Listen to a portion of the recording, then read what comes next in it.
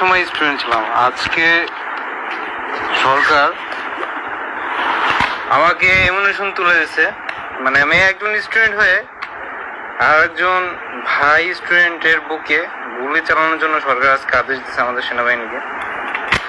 আমি দেখাতে চাচ্ছি যে এরকম একটা বুলেট কিভাবে পারলো সরকার, যে আমাদের ভাই যারা স্টুডেন্ট তাদের বুকে গুলি করার জন্য।